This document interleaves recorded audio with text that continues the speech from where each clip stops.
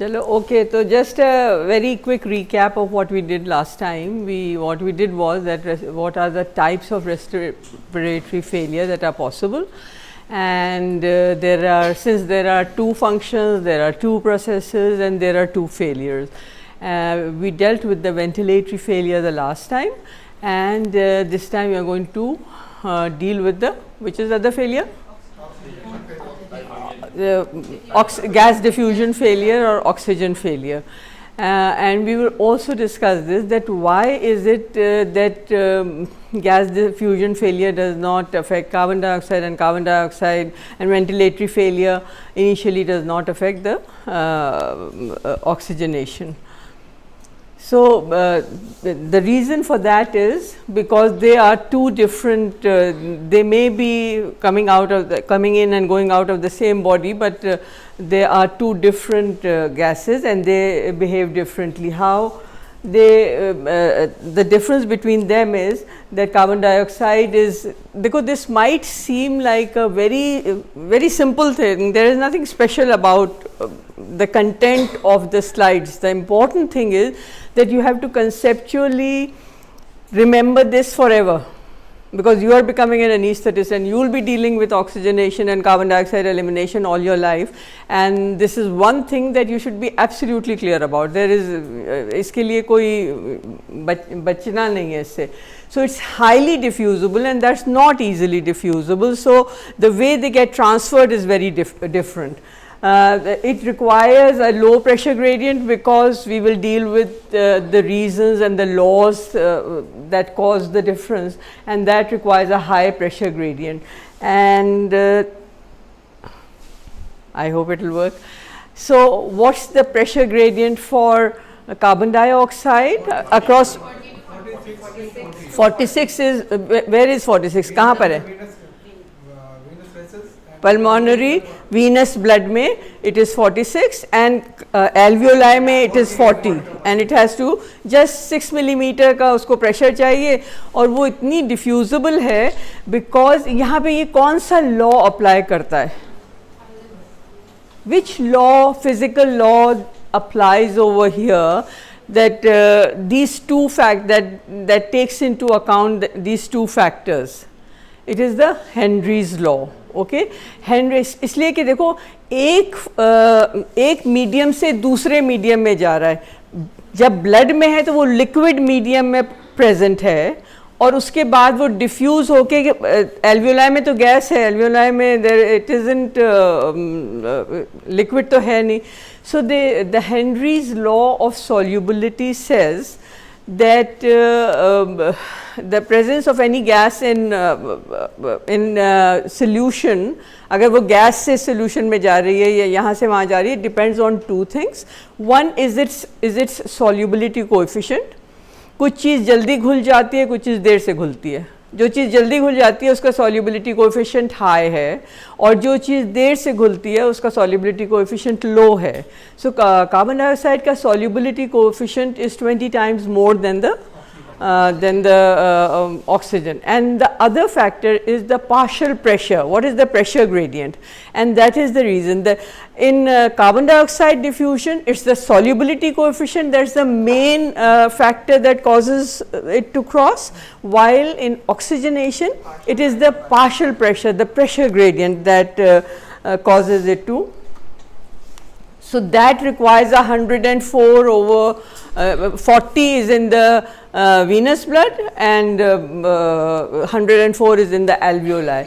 So, easily crosses the alveolo-capillary membrane. You can increase the, जब भी alveolar pressure, तो एक तरीका ऑक्सीजनेशन बढ़ाने का ये है कि आप alveolar pressure बढ़ा दें ताकि gradient बढ़ जाए. जब gradient बढ़ जाएगा तो you expect it to cross, and that is why God has given us this very big window of 20% to 100%. हम 20% ऑक्सीजन अभी ब्रीथ कर रहे हैं और हम 100% तक उसको ले जा सकते हैं, which will increase its alveolar. So, elimination depends on ventilation and respiratory rate, and over there it depends on the diffusion, and this is what is the diffusion gradient in the alveoli. अब somebody who is breathing room air उसके alveolus को अगर हम expand करें तो we can see that if this much pressure is being applied by the oxygen, this much is being applied by the nitrous oxide, this is water vapor, and the rest of it is nitrogen. It is an inert gas that is present over there, and if we change it to, if we add oxygen to air, then look, this oxygen thing increases and the nitrogen जो है उस बजाय nitrogen के, now most of it is oxygen over there. So that's the difference you call when you increase the FiO2. These are the facts that should be on the tips of your finger, that on the tip of your actually tongue, not the finger but the tongue, that we breathe in 21% or 20.99% hai to be exact, and the barometric pressure is it causes is 160. We will again which law correlates this fact, that this percentage is going to cause this partial pressure? The Dalton's law of partial pressure. And what does that say? एक आप बोलें फिर. The sum of the partial pressure of all the gases is equal to individual gases that supply the pressure. The sum of the total pressure exerted by a mixture of gases is equal to the sum of individual partial pressures. तो चूंकि nitrogen है 80%, तो 80 क्या है barometric pressure हमारा 760. तो 80 into 760, 80% of 760 is about 500 and 20% of 760 is 160. ठीक है, that's how this barometric pressure in the of oxygen is there in the air. And then when we reach then when it reaches the alveoli, it becomes 104, and when it crosses over, then it is about 100. Why does it fall down to 104? ये तार के बोल दो.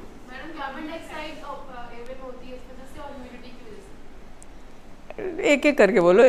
दो factors तुमने बोले, carbon dioxide, एक humidity. Carbon dioxide को पहले बोल रही हो.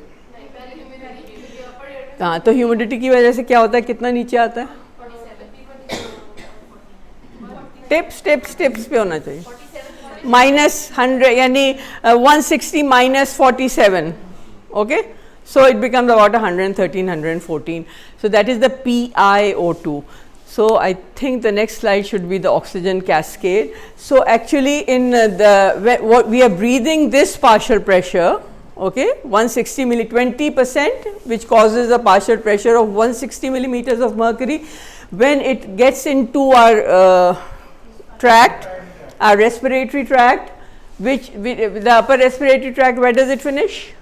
At the level of the vocal cord. Good, great. Now we are not going to make that mistake again, what Morgan and Michaelis said. So it comes down to 113, 160 minus 47. When it goes to the alveoli, it becomes 104, and this is where carbon dioxide actually has gotten added to it. Okay.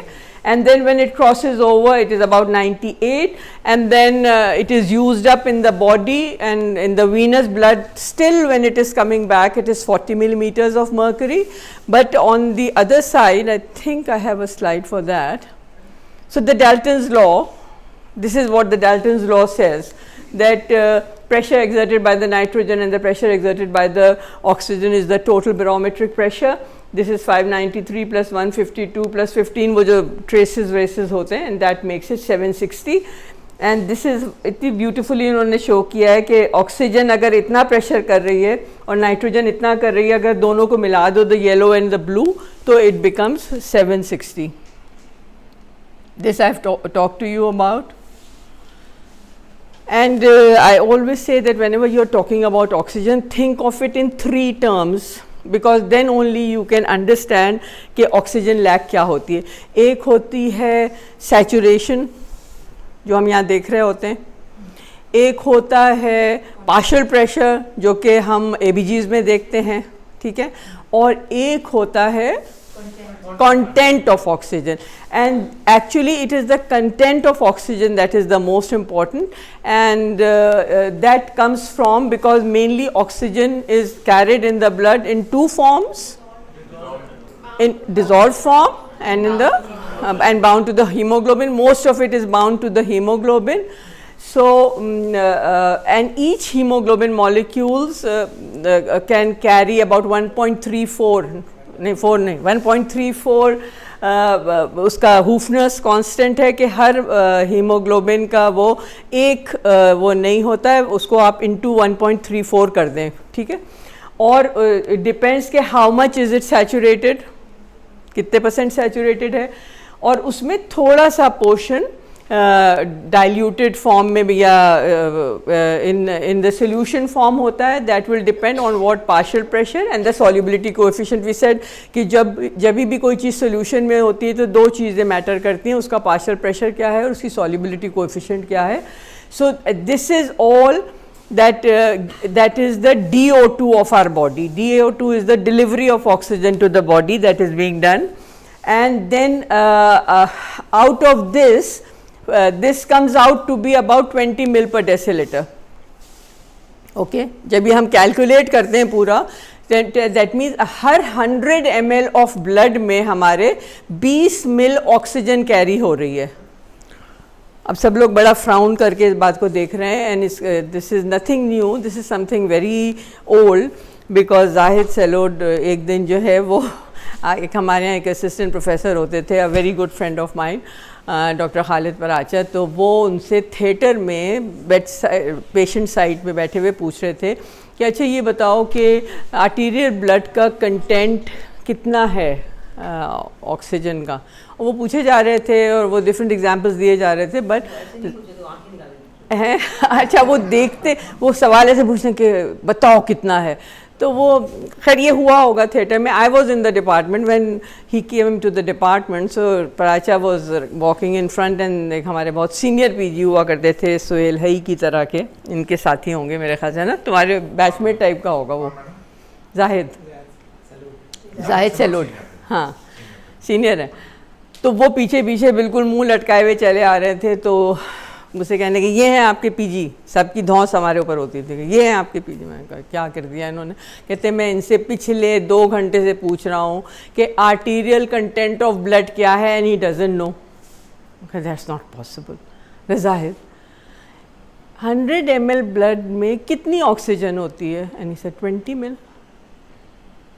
तो मैंने कहा मगर इस तरह वो पूछ रहे थे कि उनकी वो इतना परेशान हो जाता था कि उस जवाब ही नहीं दे पाया. एंड फर्स्ट गो में ही said 20 ml. So I see a lot of frown on your faces. Is it something new that has come to you, और is it you have never thought of it like that?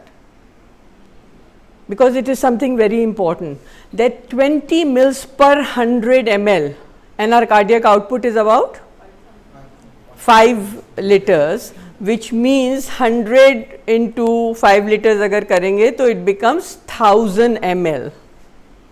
ठीक है, तो 1000 ml पर minute oxygen हमारे arterial blood में जाती है, add होती है from the lungs. Okay, and this 1000 ml, इसका नाम क्या है, इसको क्या कहते हैं हम?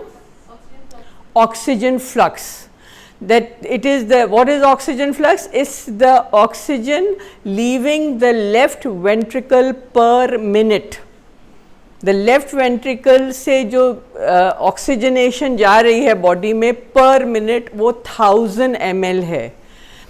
ठीक है, उसमें से 5 ml per deciliter जो है वो बॉडी कंज्यूम करती है, which means 750 ml of oxygen is consumed per minute by our body, and the rest of the 250 ml comes back to the heart, to the right side of the heart, and that is about 14 mils or 15 mils per deciliter. ठीक है, सो हमारा consumption जो है वो सिर्फ 250 ml पर minute है, और अल्लाह का शुक्र है कि हमारे पास 1000 ml पर मिनट अवेलेबल है. That is the only, because there is no storage anywhere else in the body कि वहाँ से निकाल के बॉडी कंज्यूम कर ले अगर ऑक्सीजन की सप्लाई बंद हो जाएगी. 750 मैडम कंजम्पशन है. 750 कंजम्पशन है. 2 नहीं 750 वापस रिटर्न होती है. 250 कंजम्पशन है, not 750. 3.5 ml per kg per minute. That's the consumption, right? 3.5 ml per kg per minute. per minute. Yes, that is the oxygen consumption of the brain. नहीं, different organs का वो भी बहुत आसान है. ऑर्गन्स का क्या है, ये ऑर्गन्स का जो है वो कार्डियक आउटपुट की सप्लाई क्या जा रही है, तो वो आई ऑलवेज से कि इट इज़ द 5 का टेबल है कि 5% of the cardiac output, then you can calculate कि 5% में कितनी ऑक्सीजन होगी. ठीक है, 5% of the cardiac output goes to supply the heart. Very good. And 10% of the cardiac output goes to supply the this is the more जी exercise में भी या ये तो चेंज हो जाएगा.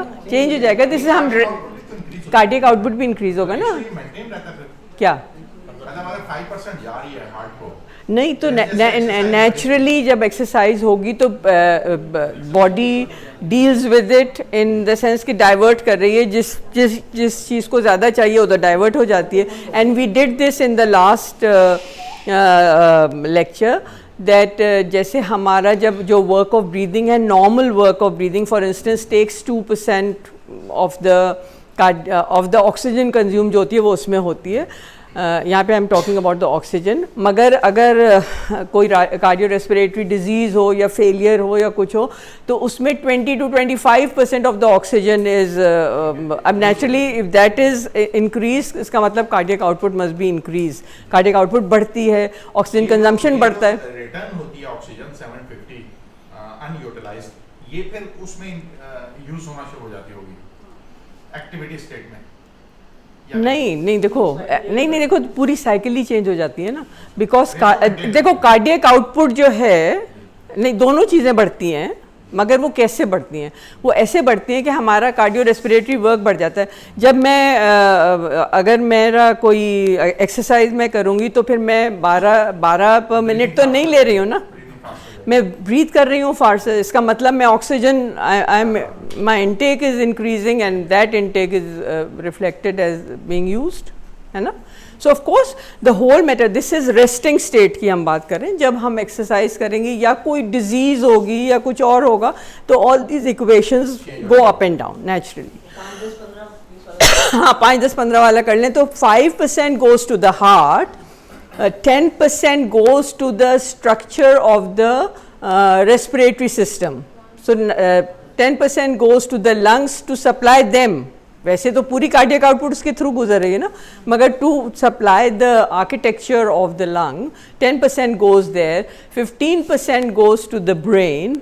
Okay, so 5, 10, 15, 20% goes to the kidneys and 25% goes to the liver. So अगर ये 5 का वो पढ़ लो, उसके सामने डायग्राम बना लो. 5% is heart, 10% is lungs, 15% is brain, 20% is kidneys and 25% is the liver. Okay. अच्छा, कौन सा ऑर्गन है in the body with the highest oxygen? वो हाँ जिसका कि ऑक्सीजन डिलीवरी जिसको सबसे ज़्यादा होती है, कौन सा है वो? कैरोटिड सेंसर जो है ना कैरोटिड बॉडीज़ में, दैट इज़ द हाईएस्ट, उसका सबसे ज़्यादा है. अगर आप पर ग्राम ऑफ वो करेंगे रेशो अगर आप लेंगे तो हाईएस्ट ऑक्सीजन जो है वो वहाँ पे सप्लाई हो रही. इसमें कोई परेशानी नहीं होनी चाहिए और तुम लोग ये सारा कैलकुलेट करके देख लेना. Why I am emphasizing a lot over here is कि somebody who's got a 15 gram haemoglobin, ठीक है, अगर यहाँ पे मसलन ये मैं 15 ग्राम हीमोग्लोबिन से मैं कैलकुलेट करूँ तो उसकी जो ऑक्सीजन आएगी वो तकरीबन 20 मिल पर डेसीलीटर या 1000 मिल पर वो होगी. अगर यही पे और तुम्हारी वो फुल्ली सैचुरेटेड हो, सैचुरेशन उसकी 100% हो, ये अगर 15 हो, तो यू कैन इमेजिन कि उसकी वो ही इज़ माशाल्लाह very well oxygenated. Now another person who has got a 2 gram haemoglobin which you people see very often in your obstetric patients, civil अस्पताल में तो बहुत आता है ना, बैड ऑब्स्टेट्रिक्स सब सारी कॉम्प्लिकेटेड यहीं आती है या जना जाती है. Some of it trickles down to us in Indus. So अगर इसकी 2 ग्राम हीमोग्लोबिन होगी और उसको तुमने ऑक्सीजन बाय मास्क यहाँ से लगाया हुआ होगा, तो उसकी सैचुरेशन कितनी आएगी? 100% आएगी. But will he be hypoxic और not? He will be hypoxic because उसकी content will not be enough. ठीक है, ये एक एग्जाम्पल है. दूसरी एग्जाम्पल जो पार्शियल प्रेशर की है वो ये है कि यहाँ पे 760 मिलीमीटर्स बैरोमेट्रिक प्रेशर है ना, और उसका 20% ऑक्सीजन है, तो 160 मिलीमीटर्स जो है वो ऑक्सीजन से एक्सर्ट हो रहा है. अच्छा, अब हाई ऑल्टीट्यूड पे चले जाएं. अगर हाई ऑल्टीट्यूड पे चले जाएं, क्या वहाँ पे 20% ऑक्सीजन नहीं होती? ऑक्सीजन की परसेंटेज क्या होती है? हाजरा कहाँ गई? हाँ बोलो.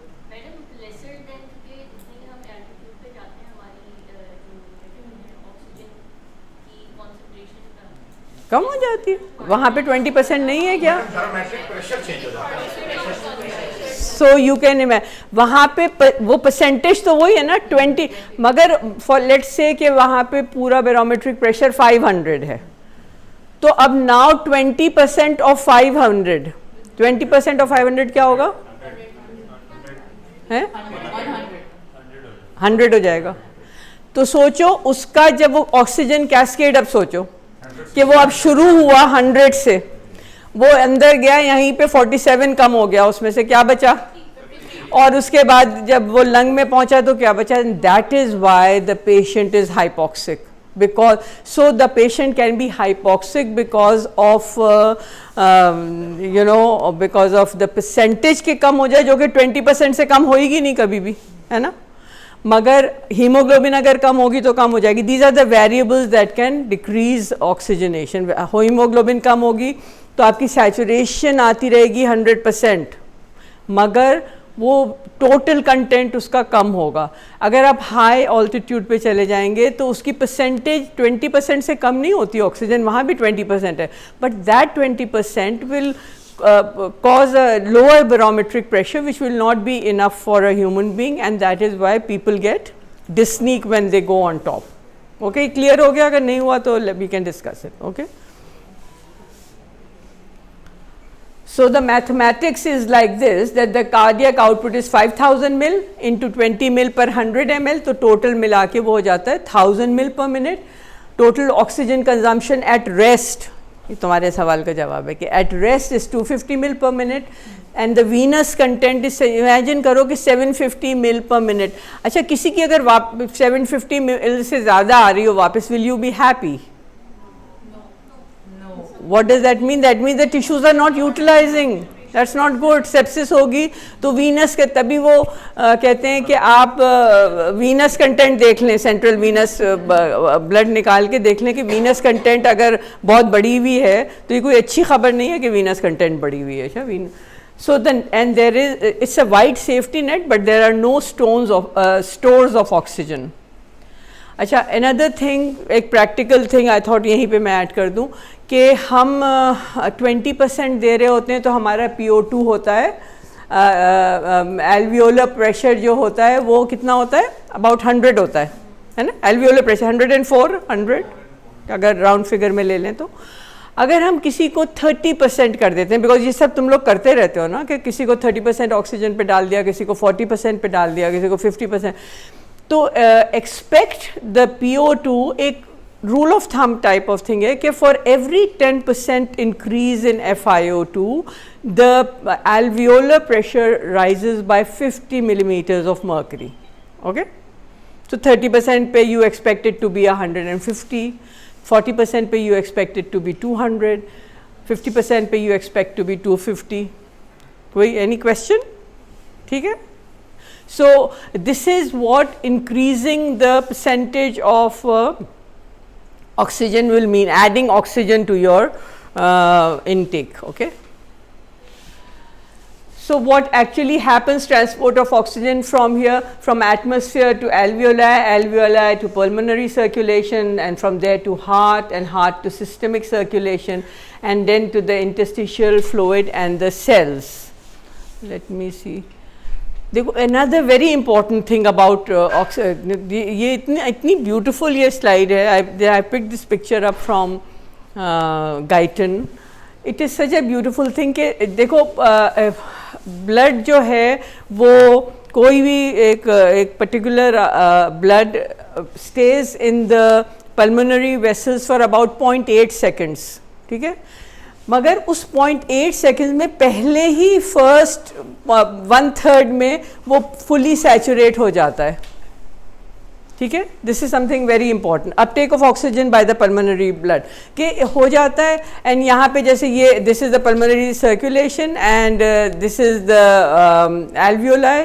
तो आर्टीरियल एंड पे चूँकि पल्मोनरी आर्टरी से ब्लड आ रहा होता है ना, पल्मोनरी आर्टरी से ब्लड आ रहा होता है which is venous blood actually, तो वो 40 मिलीमीटर होता है. And when it is leaving it is 104 millimetres of mercury when it is leaving in the artery.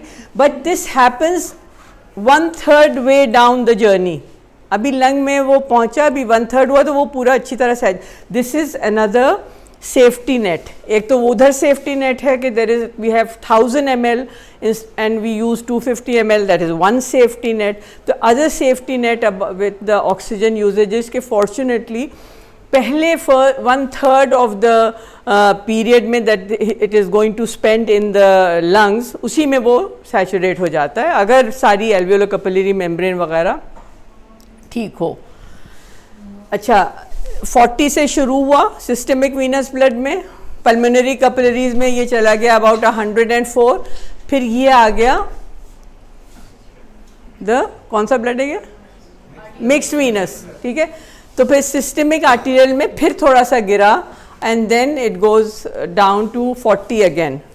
ठीक है, ये डायग्राम इज, अगर डायग्राम से तुम लोग ग्राफ से याद करोगे, कॉन्सेप्ट बनाओगे तो you will have a better concept than reading the text.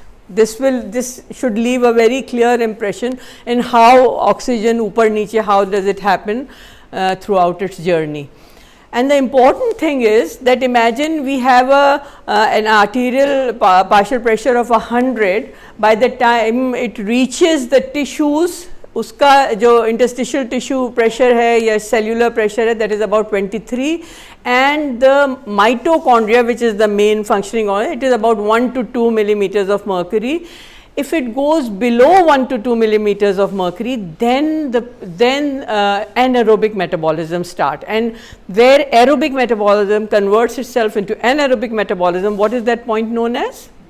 It's known as Pasteur's point, Pasteurs, Pasteur's point. That's the point where, तो एक आप सोचिए 160 से लेकर 1 का हमें सिर्फ प्रेशर एक्चुअली चाहिए, जो कि 160 से शुरू हुआ था.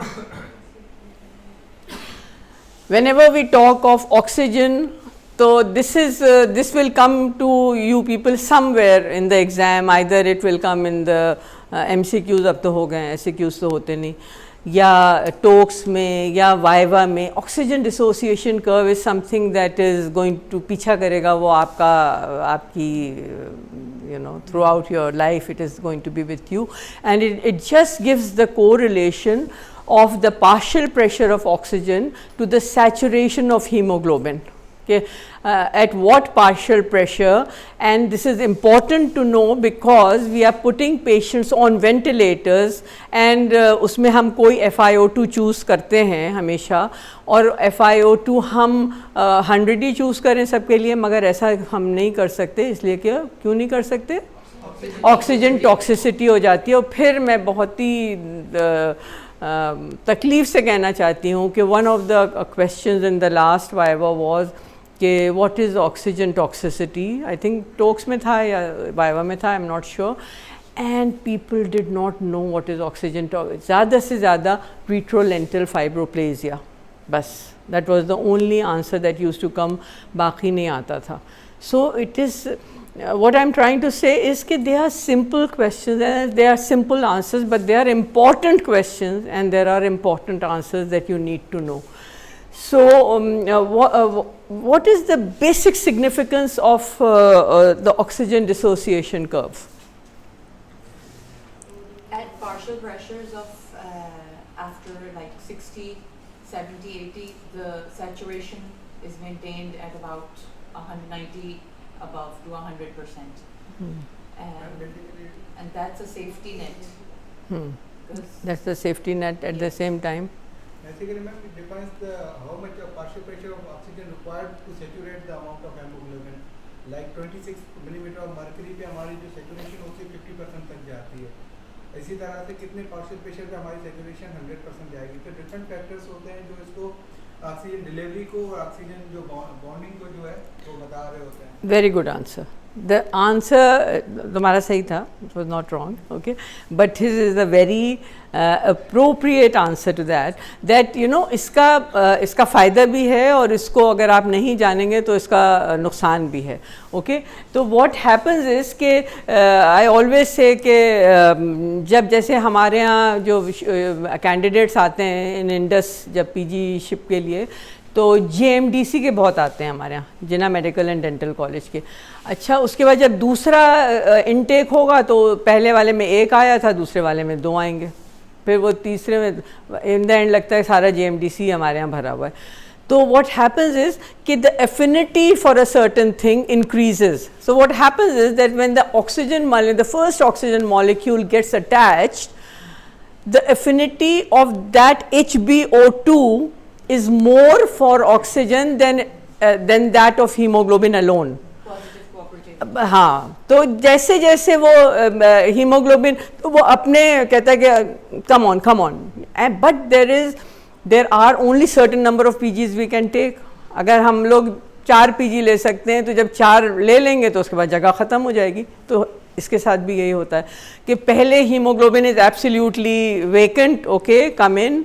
So the first oxygen molecule gets attached, then the HbO2 says, oh come on. So the second molecule gets attached, even बहुत और convenience से वो attach हो जाता है, और फिर the third molecule gets attached even with greater affinity, and that is why बजाय इसके कि ये यूं जाता कि भाई पहला attach हुआ, फिर दूसरा attach हुआ, फिर तीसरा attach हुआ, फिर चौथा attach हुआ और फिर ऐसे चलता गया, मगर ऐसा नहीं होता है. जब पहला अटैच होता है तो एफिनिटी बढ़ जाती है और ऊपर it goes tries to go vertical rather than in a linear fashion.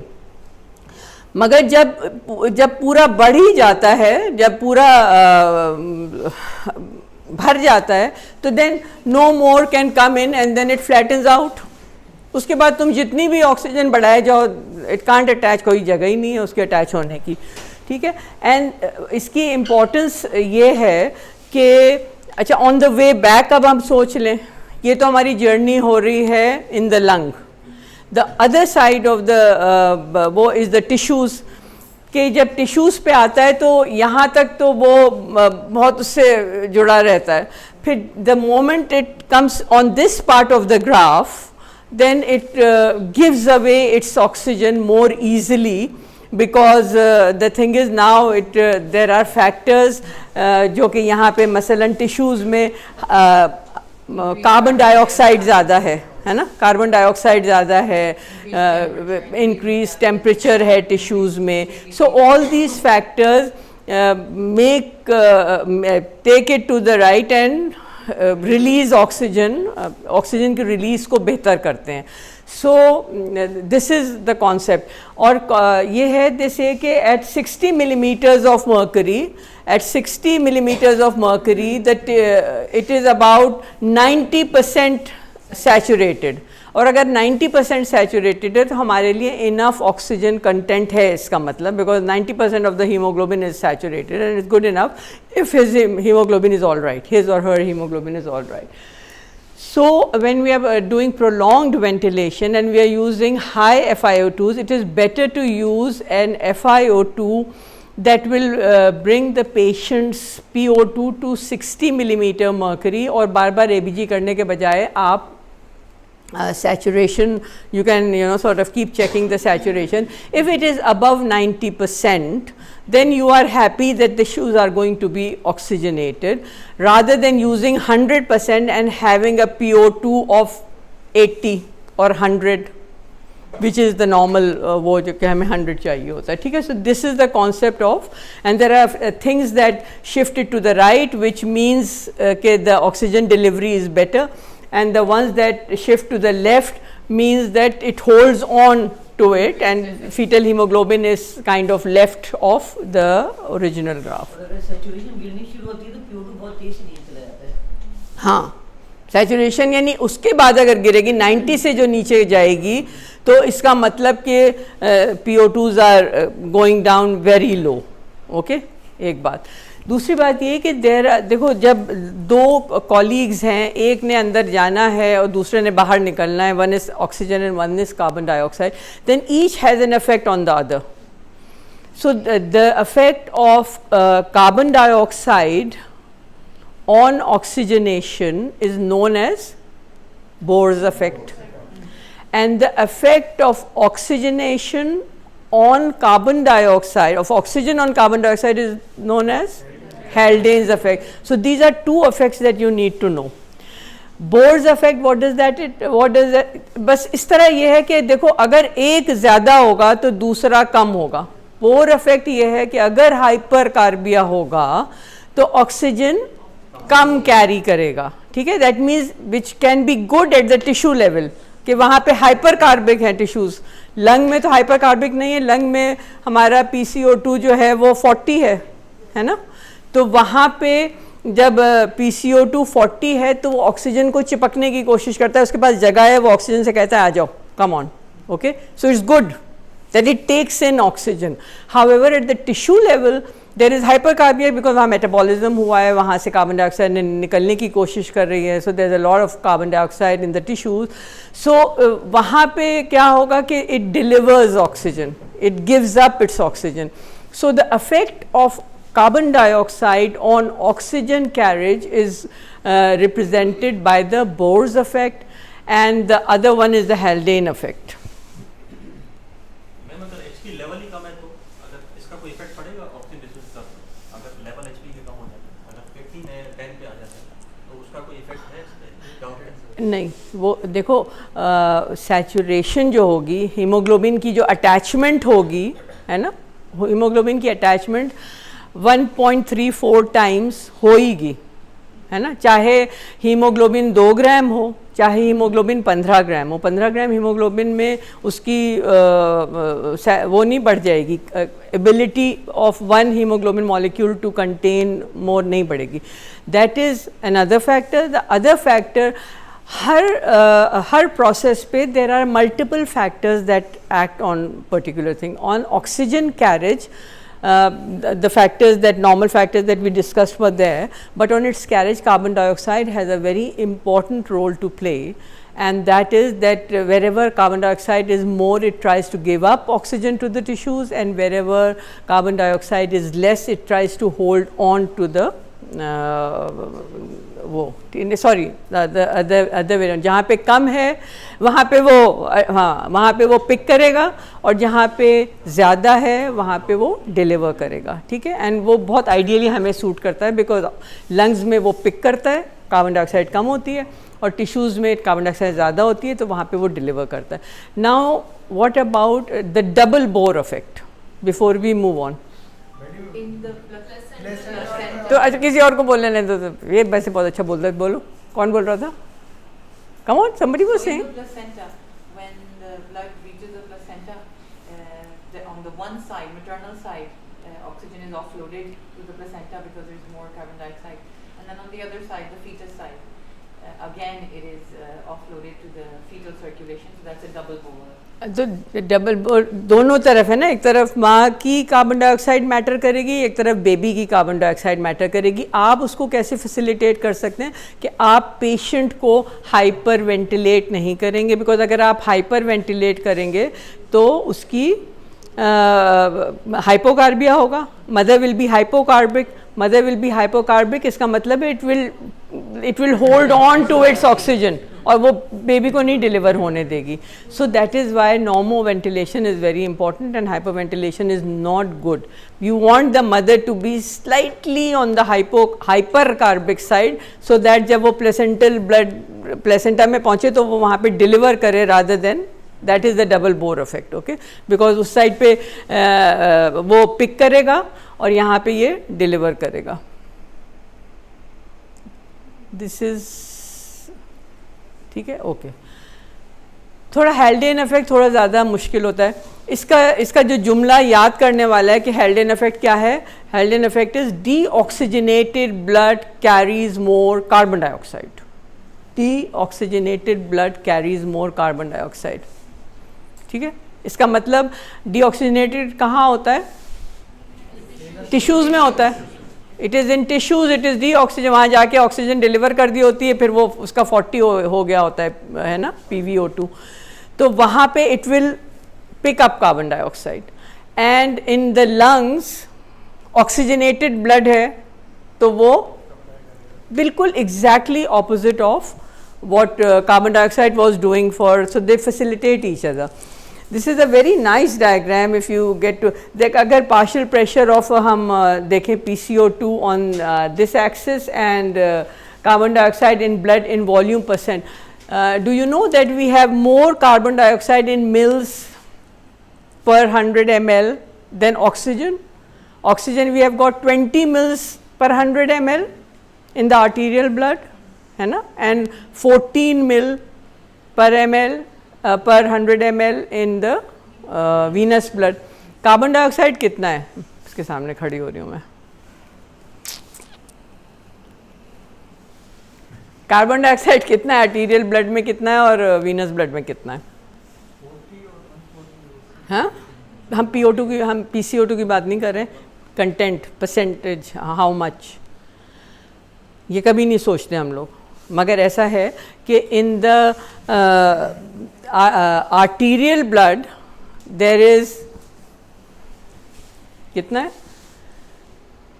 48 ml है इन द आर्टीरियल ब्लड और 52 ml है in the venous blood. There is 52 ml per 100 ml in the venous blood and there is 48 ml per 100 ml in the arterial blood. Okay. अच्छा, क्या है कि अगर let us say कि हमारा जो venous blood था उसमें हमें पता है कि venous blood में 40 होता है PO2, है ना? सब कंफ्यूज हो गए. वहाँ पे अगर 100 होता PO2 तो क्या होता, उससे समझ में आ जाएगा. दिस इज़ अ ग्राफ जिसमें कि PO2 जो है वो 100 मिलीमीटर्स मर्करी का है. ठीक है, कि जैसे जैसे PCO2 का पार्शियल प्रेशर बढ़ा वैसे वैसे अमाउंट ऑफ कार्बन डाइऑक्साइड बढ़ी, है ना.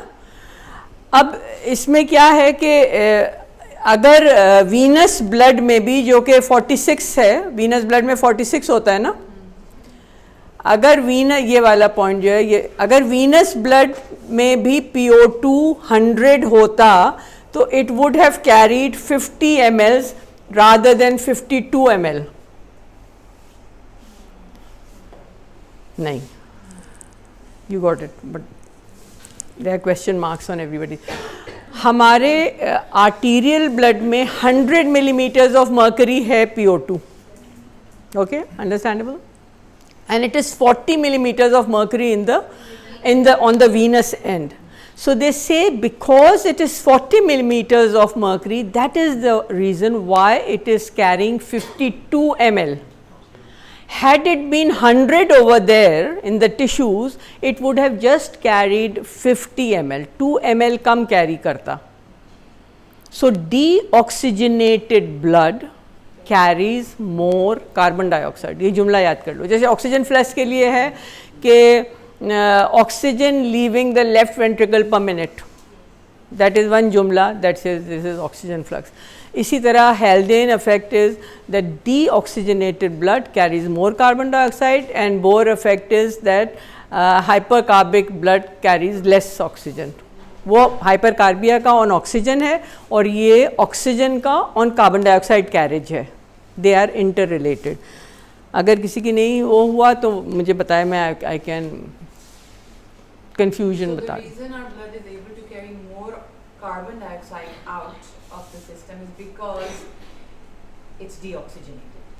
at Because the there's tissue less level, oxygen. at the tissue level, yeah, at the tissue level in the venous blood. Had it been 100, वो फिर वहाँ पे give up carbon dioxide इतने आराम से नहीं निकलती. It gets added to the blood easily because deoxygenated blood carries more carbon dioxide. ये जुमला रट लो, फिर इसको जाके एनालाइज करना पेपर पे लिख के. अगर टिश्यू लेवल पे ऑक्सीजन यूटिलाइज ही नहीं हो रही, हाँ, नहीं हो रही है तो फिर वो वापस आ तो कार्बन डाइऑक्साइड को भी वो होल्ड करेगा. कैरी नहीं कर सकेगा उसको. ठीक है. This is also a very interesting a diagram that represents what will happen to PO2 and हाँ. वही sepsis में जैसे अगर ऑक्सीजन कंजम्पशन ये आप उतार लेंगे please. Can you take off the mask?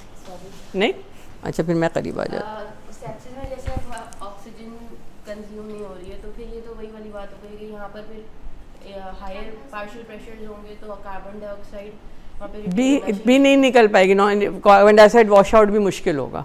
Cellular level पे एसिडोसिस होगी. एसिडोसिस होगी सेलुलर लेवल पे. हाँ, एसिडोसिस बढ़ेगी, रेस्पिरेटरी एसिडोसिस बढ़ेगी अगर सेप्टिक पेशेंट होगा तो, बिकॉज उसकी ऑक्सीजन नहीं यूटिलाइज होगी. उसकी ऑक्सीजन नहीं यूटिलाइज होगी तो उसका पार्शियल प्रेशर हाई रहेगा ऑक्सीजन का. उसका पार्शियल प्रेशर हाई रहेगा तो it will tend to cling on to the carbon dioxide. अब लग रहा है कुछ ये कॉन्सेप्ट समझ में आ रहा है. सो मुझे पता है कि सबने हेल्डेन इफेक्ट पढ़ा हुआ होता है, मगर उसका एक्चुअल कॉन्सेप्ट समझ में नहीं आता है.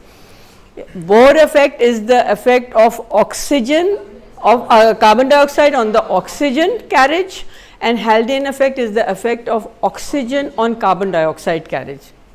ठीक है. एक कॉन्सेप्ट आया हुआ है कि एसिडोसिस से तो फ्लूइड देते हो. एसिडोसिस क्या मेटाबॉलिक या रेस्पिरेटरी?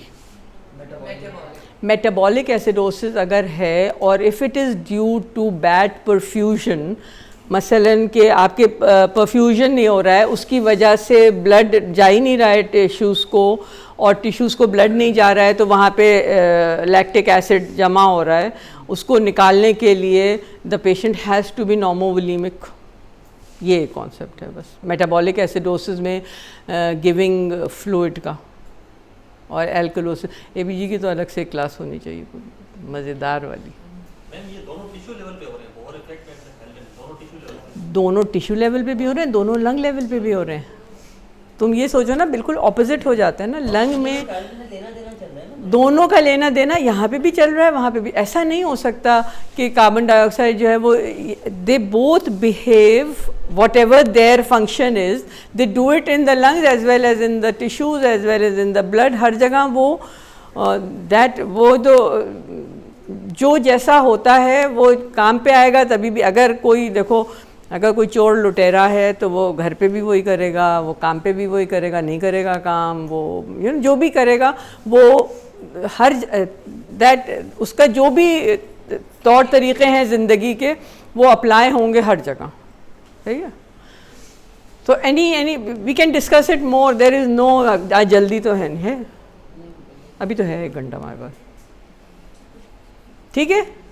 Good concept. नहीं इन्जॉय नहीं किया? मैं तो बहुत इन्जॉय करती हूँ उसको.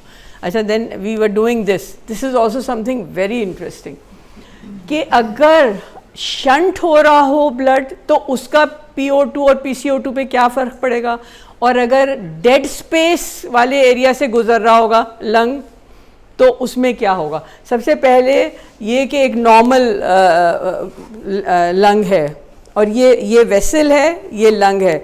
इसमें क्या होता है कि 150 मिलीमीटर मर्करी पे अंदर जा रही होती है नॉर्मली एयर, और उसके अंदर कोई कार्बन डाइऑक्साइड नहीं होती है, और उसकी वजह से यहाँ पे हमारा PO2 ऑफ 100-104 डेवलप होता है, और हमारी कार्बन डाइऑक्साइड यहाँ पे 40 होती है, because carbon dioxide venous blood में आ रही है और ऑक्सीजन भी वीनस ब्लड में आ रही है. ऑक्सीजन आ रही है 40 पे, तो ये क्रॉस ओवर कर जाती है with a pressure difference of 60-65, और ये इधर क्रॉस ओवर कर जाती है. This is a normal lung. ठीक है, बिल्कुल you have to understand.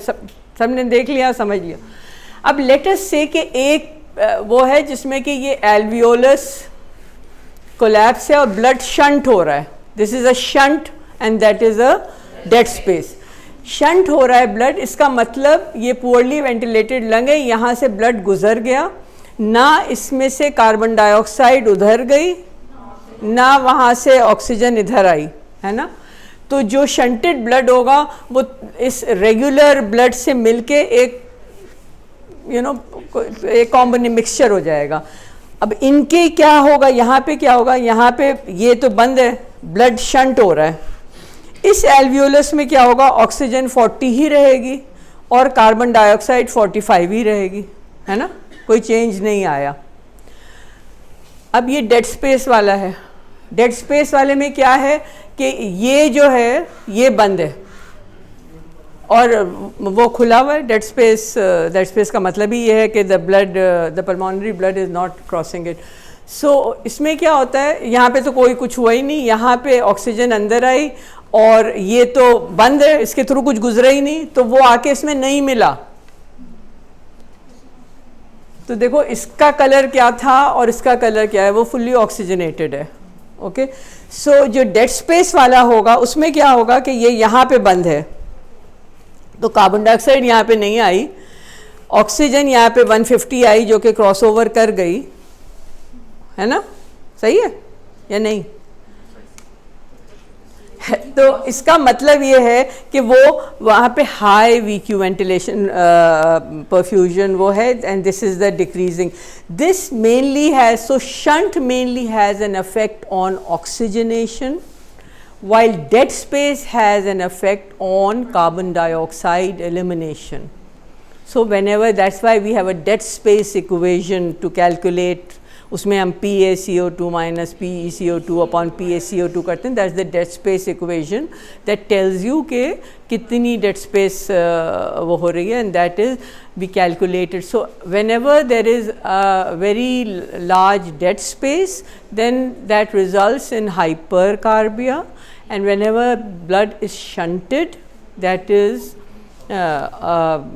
that reflects itself in lack of oxygenation. ठीक है. That, and this is the reason, because वो वाला blood इधर आ रहा है, वो mix हो रहा है regular blood से, तो उसमें oxygen नहीं है enough, while उस वाले में blood जा ही नहीं रहा, तो it is not mixing, so the blood is all red. ठीक है. What are the causes of hypoxemia? It can, shunt is a very big वो, और shunt की एक और वो मैंने इसमें डाला नहीं है, एक और बड़ा अच्छा वो है कि अगर किसी पेशेंट का 10% ब्लड शंट हो रहा हो, यानी उसके cause of hypoxia is shunt and that shunt is just 10%, तो अगर आप FiO2 बढ़ाएंगे तो बेहतर हो जाएगा. It will be covered up by the other alveoli. Okay.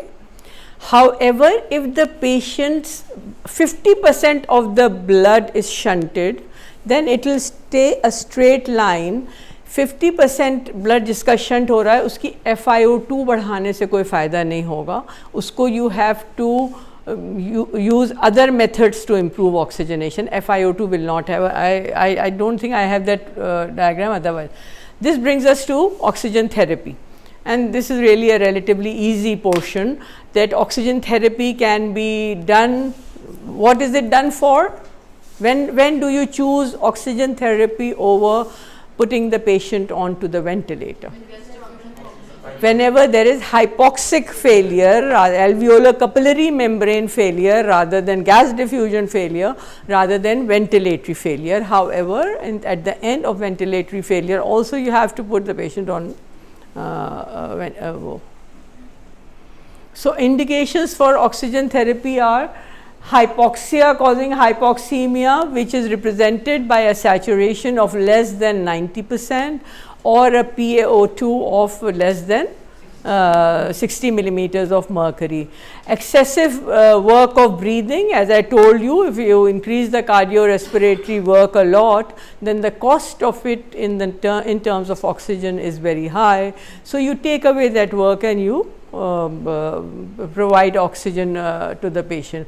Excessive myocardial work or cardiorespiratory arrest. This is, please, ये हैं ऑक्सीजन टॉक्सिसिटी के ये हैज़र्ड्स हैं जो कि आपको ज़रूर इनके 1, 2, 3, 4 at least you should be able to enumerate them if you can't explain them, although you can.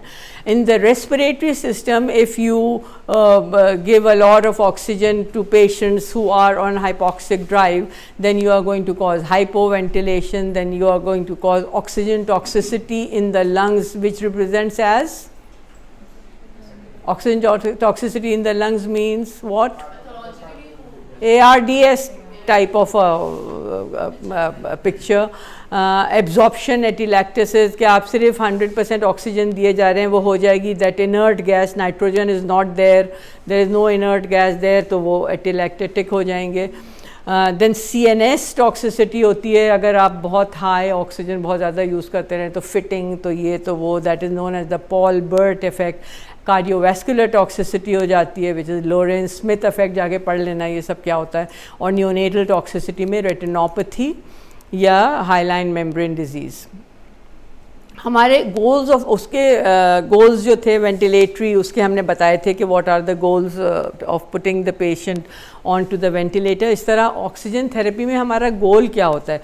We are trying to increase the partial pressure of arterial partial pressure of oxygen by increasing the alveolar partial pressure. And हमने वो देख लिया था in previous slides that this is what we are our aim is actually to increase the PaO2, alveolar PaO2 को हम M कर रहे होते हैं. इससे ज़्यादा कुछ नहीं होता है. पेशेंट खुद ब्रीथ कर रहा होता है, ब्रीथ आउट कर रहा होता है, सिर्फ हम उसके फ्रैक्शन ऑफ इंस्पायर्ड ऑक्सीजन बढ़ाने की वजह से उसका पार्शियल प्रेशर बढ़ जाता है in the alveoli, and we expect it to cross that barrier of alveolar capillary membrane that is diseased now. How to administer oxygenation? Whenever you want to administer, you can use either pipeline or source vacuum insulated, manifold cylinders, concentrators. You must humidify them whenever you are giving oxygen to somebody. Now this is the main thing कि oxygen can be delivered by variable performance devices and or fixed performance device, or it can also be delivered by ventilator. What is a variable performance device? How would you define a variable performance device? Provide different FiO2. Different percentages fixed नहीं होती है, एक range में. तो fixed जो fixed performance devices हैं उसमें different percentages. Different liters पे fixed FiO2 provide. Fixed deliver FiO2, fixed FiO2 delivering devices होते हैं. और जो nasal cannula हो गया, oxygen mask हो गया, ये different liter of oxygen पे different percentage of the FiO2 deliver करते हैं. वेरिएबल परफॉर्मेंस डिवाइस का बेसिकली सलीस उर्दू में ये मतलब है कि आपको ये नहीं पता कि वो आपने उसको लगा तो दिया, how much oxygen, what percentage you are giving. You are not exactly sure of the percentage of oxygen that is what varies. He may be getting, आपने नेज़ल कैन्यूला से लगाई है किसी को, तो ही मे बी गेटिंग 24% और ही may be getting 26% और 30%, you don't know. So variable performance device का मतलब ये है that we do not know the exact percentage that is being delivered, while the fixed performance devices are those devices in which you know that exactly how much I am giving, and it is important especially in which patients. जैसे neonate है, आप उसको 100% नहीं देना चाहते हैं, so you would use a fixed performance device, उसको 100% नहीं जाए. जो एक COPDN है उसको आप नहीं चाहेंगे कि उसको हाइपोवेंटिलेट कराएं बाय गिविंग वो, तो यू विल गिव अ, यानी एट अदर एंड भी इम्पॉर्टेंट है कि आप 100% नहीं देना चाहते हैं, तो you will use a fixed performance device. In the variable performance device, it will really depend on the oxygen flow and patient factors and the device, which device you are using. इसका मतलब क्या है? इसका मतलब ये है कि I can variable performance device में क्या क्या आ जाता है? Nasal cannula, face nasal cannula, Hudson mask, regular mask, और फिर partial rebreathing mask, and these are the things that cause that you can give. So it will depend on the device that you are using, variable performance device. It will depend on the oxygen flow कि तुमने कितना रखा हुआ है, and it because same device might not deliver that it is expected to deliver if you have not chosen the right flow. कि सही तुमने नहीं चूज. और patient factors क्या हैं? Anatomical जो हम कह रहे हैं, anatomical reservoir. Respiratory rate of the patient अगर वो हाइपरवेंटिलेट कर रहा है तो उसका एफआईओ अलग जाएगा हाइपरवेंटिलेट कर रहा है. You think so? वो तो परसेंटेज वही जा रही होगी जो भी परसेंटेज जा रही है. ट्रीटमेंट होती है ना फिर वो बेसिकली क्या है कि जो डिफरेंट वो है ना, जैसे नेज़ल कैन्यूला है और हडसन मास्क है और नॉन रीब्रीदिंग मास्क है या पार्शियल रीब्रीदिंग मास्क है, इनमें बेसिक डिफरेंस फंक्शन का क्या है? इसमें ये है कि इन सब में एनाटॉमिकल जो रेजर्वॉयर है ऑक्सीजन का वो डिफरेंट होता है. What do we mean by that? जब हम नेज़ल कैन्यूला किसी को लगाते हैं तो हमने उसकी एनाटमी में कोई, मैं इधर आ जाती हूँ, गर्मी लग रही है बड़े ज़ोर की, यहाँ खड़ी हो जाती हूँ थोड़ी देर. ठीक है ये लगेगी, ठीक हो जाएगा. तो जब हम अगर नेज़ल कैन्यूला लगाएंगे किसी को तो ऑक्सीजन कहाँ जमा हो सकती है? ऑक्सीजन सिर्फ आपकी माउथ कैविटी में जमा हो सकती है. So the only anatomical reservoir that it has is the mouth.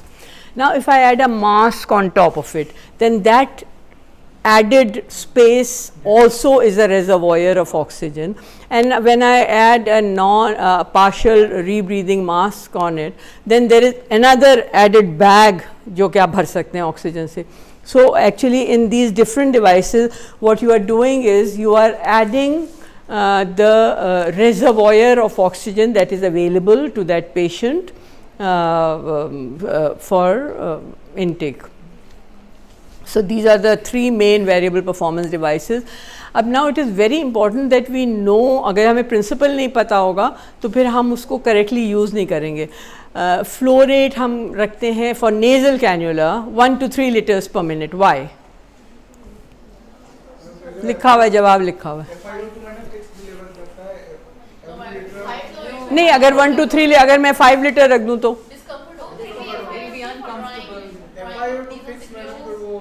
देखो फिक्स तो कर नहीं सकता. एक तो हमने पहले कह दिया वेरिएबल है.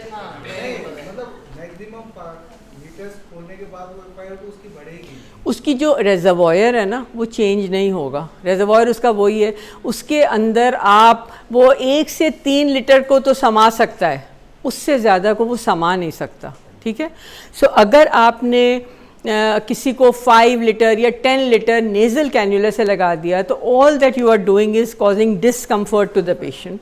It is not going to have any benefit to the increasing percentage. It is not going to increase the percentage, it is just going to वो तो FiO2 जो है वो 24 से 44% तक वेरी कर सकती है with a flow rate of 1 to 3 liters per minute if you are giving it through a nasal cannula, and you should not use it more than 3 liters because it causes discomfort and it causes drying and crusting of the respiratory mucosa. Now when you add a simple face mask, then you can use till about 6 liters per minute to adequately fill that added space that you have added to the patient's anatomic reservoir. And the FiO2 you can increase it roughly in this range in 40 to 60%.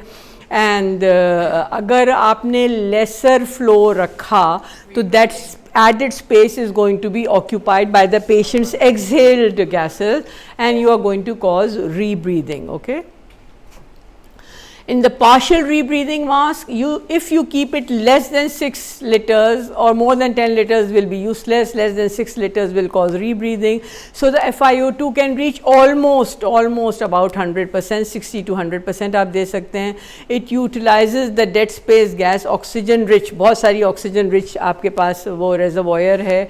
Or insufficient flow rates, as I said, will cause rebreathing because all that reservoir that you have added will get filled up by the carbon dioxide that the patient is exhaling. So this is just a picture of partial rebreathing. But a proper rebreathing mask, not partial, will not let rebreathing happen because of the one-way valve. Sorry? When it's the non-rebreathing mask has a one-way valve, so the exhaled gases will just will go. Yeah. However, those exhaled gases उतनी ही निकलेंगी ना जितनी अंदर नहीं समा पाएंगी. अगर non rebreathing mask है और उसमें वैल्व लगा हुआ है, good enough, yes, exhaled gases will get out. But if there is only those ones will get out that cannot be kept inside that added space. If that added space जब वो भर जाएगी तभी वो valve खुलता है ना. One way तो है, मगर it only opens when this space is filled up. If it is filled up with oxygen, if you have kept a good flow, correct flow, then it will be full of oxygen and the exhaled are going to go out of the वो. But if you are not going to keep it at the right flow, then stasis of gas. stasis होगा. rebreathing हाँ. happens. What are the fixed performance? HAFU क्या होता है? HAFU high airflow oxygen enrichment devices. Okay, so Venturi mask, bag mask ventilation, BiPAP and CPAP ventilators, all you exactly know कि मैं इसको 20% दे रहा हूँ, 30% दे रहा हूँ, 40% दे रहा हूँ, 50. All these devices will ensure exact percentage, and that is why they are known as fixed performance devices, because you can whatever percentage you are giving is going to reach the alveoli. In the Venturi devices, they are color coded and you can choose any one of them. और इसके ऊपर दो चीज़ें लिखी हुई होती हैं. ये जो डिवाइस होती है, ये जो होता है, इसके ऊपर दो इंस्क्रिप्शंस होते हैं. क्या होते हैं? FiO2 होता है और फ्लो रेट होता है, ऑक्सीजन फ्लो रेट. तो क्या वो what do you mean by the oxygen flow rate, यानी क्या होता है? कोई मुझे एक आदमी मास्क उतार के अच्छी तरह समझा दे कि वेंचुरी का क्या प्रिंसिपल है. So it entrains air from the atmosphere and to the amount that is specified on those masks. Very good.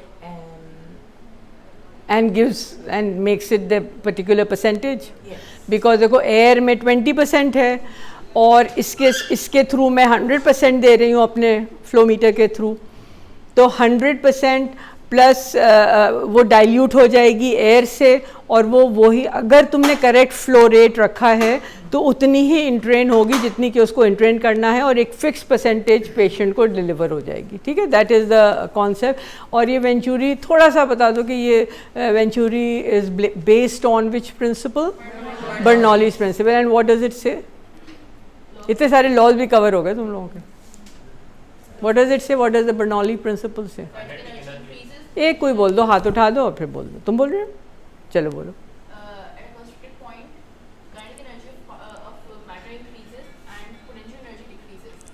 ये उतार के बोल सकते हो? नहीं नहीं, okay, I will come near.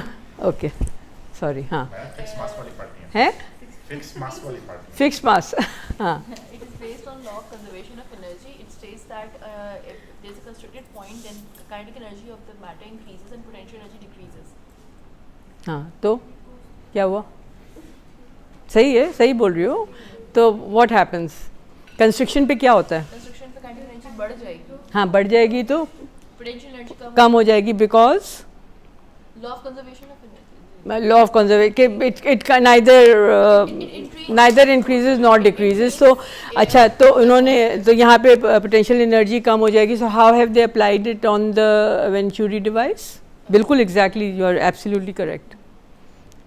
How have they applied it here? They have created these little holes, okay, and they have constricted it. So अगर उस होल जहाँ पे वो कंस्ट्रिक्शन है वहाँ पे हमें पता है पोटेंशियल एनर्जी कम हो जाएगी, है ना, प्रेशर कम हो जाएगा.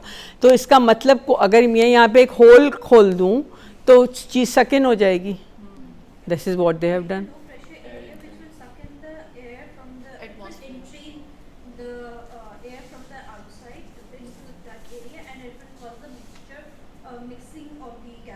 Yes, and the reason for it to entrain air is because the pressure is low inside, and that is why things are set in.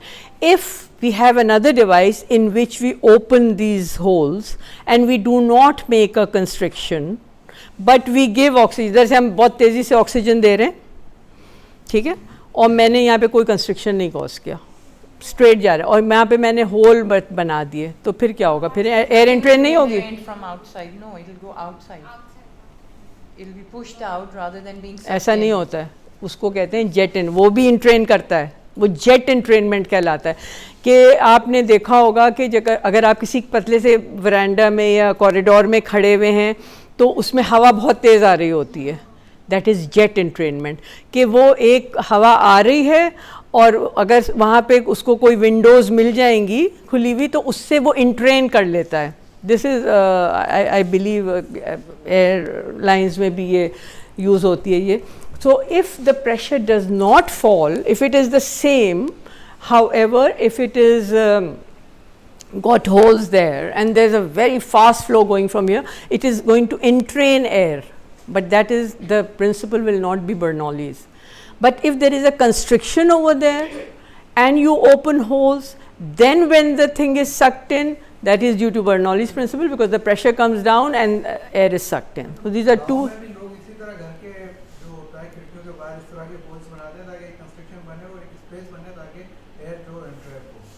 तो air entrainment is, jet entrainment is something else and venturi is something else. Okay, कुछ ज़्यादा जानने की ज़रूरत नहीं, बस ये है कि ये जान लो कि वेंचुरी में प्रेशर कम होता है, उसकी वजह से एंट्रेन होता है। सक्शन मशीन पे वेंचुरी होता है, वहाँ पे वो करते हैं। It is not jet entrainment, it is Bernoulli's. Oxygen concentrator क्या होता है, उसमें क्या करते हैं?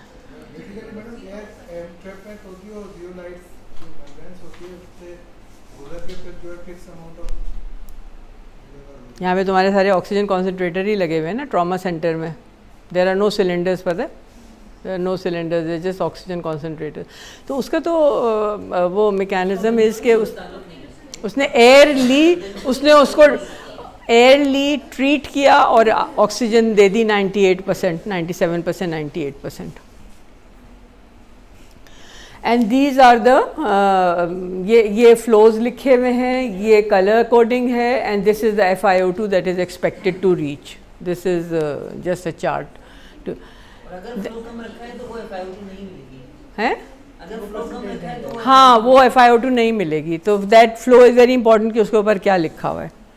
अच्छा, एम्बू बैग इज़ अनदर, वो जो कि सोर्स ऑफ ऑक्सीजन भी हो सकता है अपार्ट, आप उसमें भी देर आर डिफरेंट मैकेनिज्म्स। आप उसके बाहर देखा होगा एक थैला सा लगा हुआ है, या ये दिस इज़ अ रेजर्वॉयर। अब एम्बू बैग डिटेल में नहीं बता रही अलग से। फिर बाईपैप इज़ अनदर। अच्छा, बाईपैप में क्या होता है? बाईपैप और सीपैप में क्या फ़र्क है? आगे हैं वैसे स्लाइड्स उसकी। हाँ, Bi-level positive airway pressure. So there are two pressures. There is an inspiratory pressure and an expiratory pressure. and what is it used for, oxygenation or carbon dioxide elimination? Ventilation. Can it be used for oxygenation? So it can be used both for oxygenation and carbon dioxide elimination. If oxygenation is your aim, then तो नहीं, अगर CPAP BiPAP नहीं करोगे,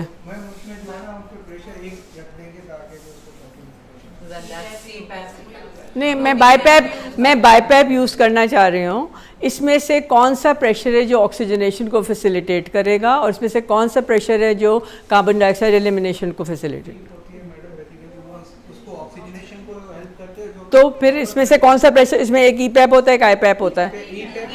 EPAP, you increase the EPAP if you are trying to improve the oxygenation of the patient, and you increase the IPAP or the difference between the I and the E for carbon dioxide elimination, because when you will increase this, that means tidal volume will be higher and it will improve ventilation. So EPAP is enhanced for carbon dioxide elimination, and EPAP is for oxygenation. And of course this is very ये common sense है कि वो alveoli recruit करता है.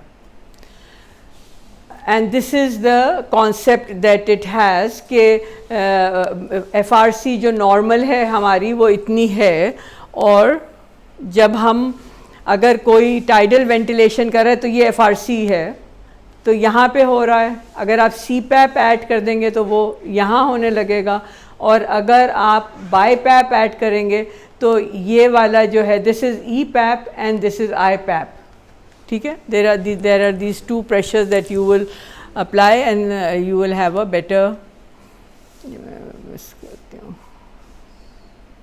ये मैंने I've just talked to you about that. Which knobs, ventilator is the last device that can improve oxygenation. So which are the knobs that would improve oxygenation?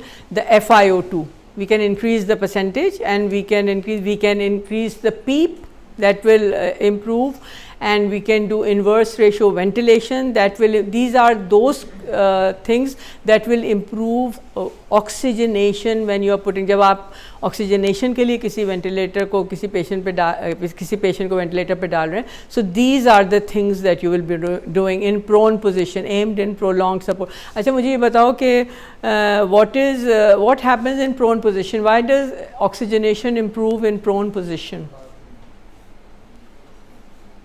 Anybody? Prone position increases. अच्छा, ऐसा है कि our lungs are basically हमारे जो दुम लेके चले आदमी अपनी, अगर the shape of the lung, again this is अगर ये लेटा हुआ है पेशेंट, ये लेटाने में तो ऐसा नहीं बनाना चाहिए,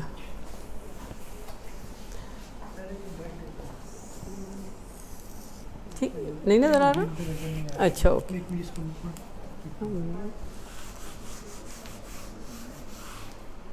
अगर पेशेंट लेटा, जब पेशेंट सीधा होता है, तो जब अब सीधा होता है और अगर मैं उसका लंग बनाऊं तो लंग ऐसे बनता है, सॉरी ज़रा सा ये वो हो गया।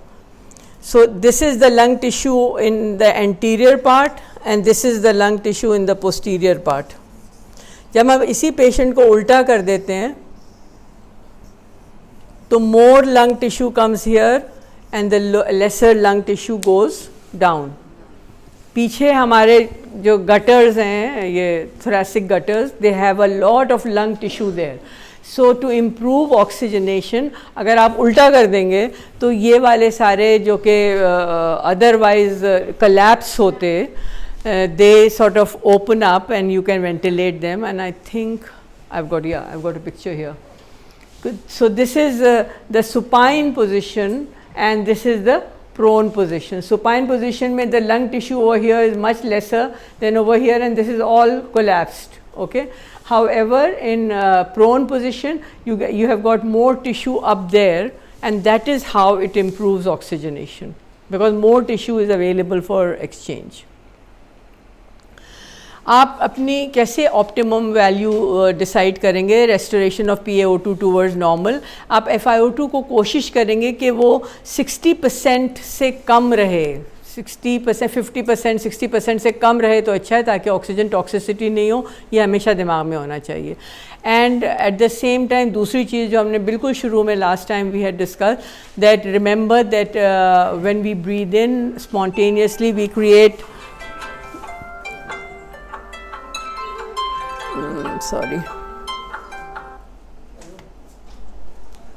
when we breathe in spontaneously, we create a negative inspiratory pressure, and that not just causes the air to move in, but it also causes the blood to move in.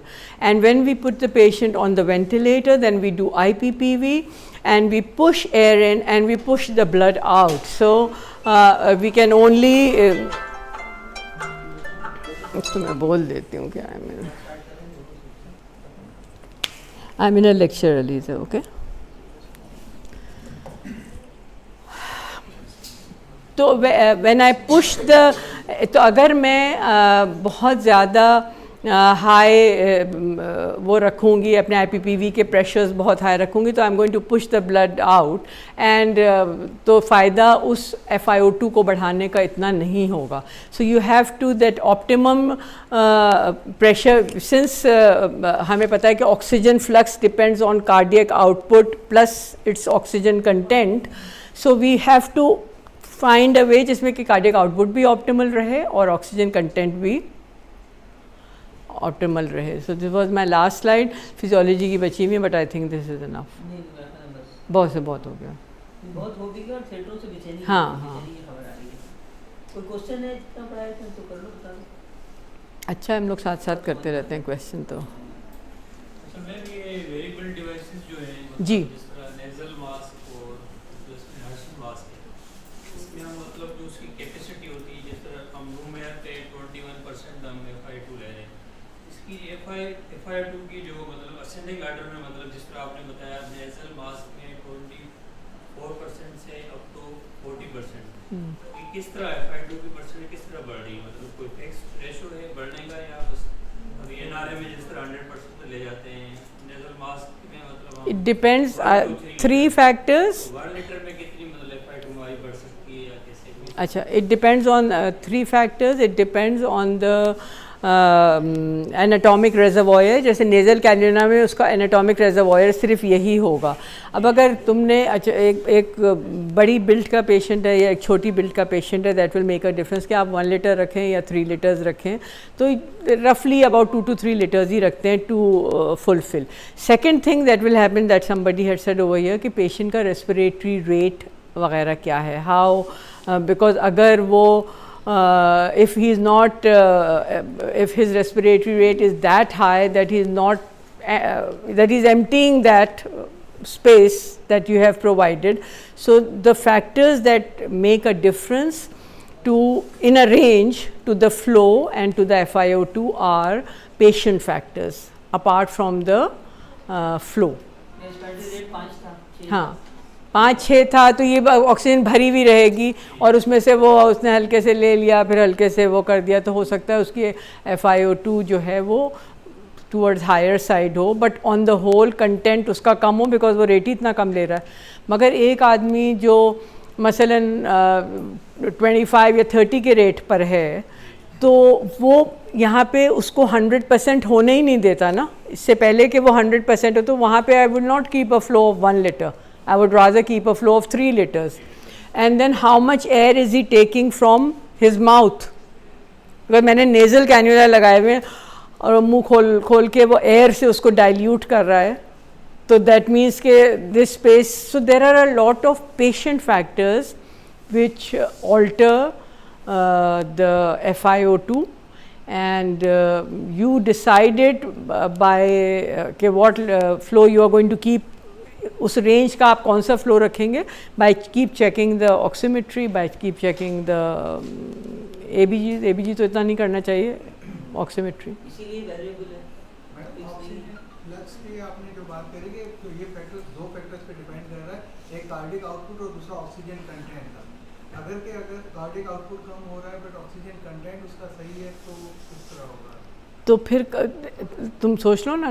तो यही हमें करना है कि हमें इतना IPPV इस rate पे नहीं करना है कि बस वो एयर को तो पूरा टाइम मिले, ऑक्सीजन को तो जाने का पूरा टाइम मिले, मगर जो उसका कैरियर है जो कि ब्लड है उसको आप टाइम ही नहीं दे रहे कि वो उसको नहीं कि वो इनफ है ही नहीं, इनफ नहीं है ना. यानी वो सैचुरेट तो हो गया पूरा, मगर ये है कि मसलन कार्डियक आउटपुट किसी की 5 लीटर हो और किसी की 2 लीटर हो तो वो 1000 ml तो नहीं कैरी करेगी ना, है ना. या कार्डियक आउटपुट आप बहुत कम कर दें या आप उसकी ऑक्सीजन कंटेंट कम कर दें. Both are important factors. That is why there is known something known as the optimum PEEP. Optimum PEEP वो होती है जिसमें कि ऑक्सीजनेशन अच्छी हो रही हो, eight the same time cardiac output भी नीचे ना गिरे, है ना. चले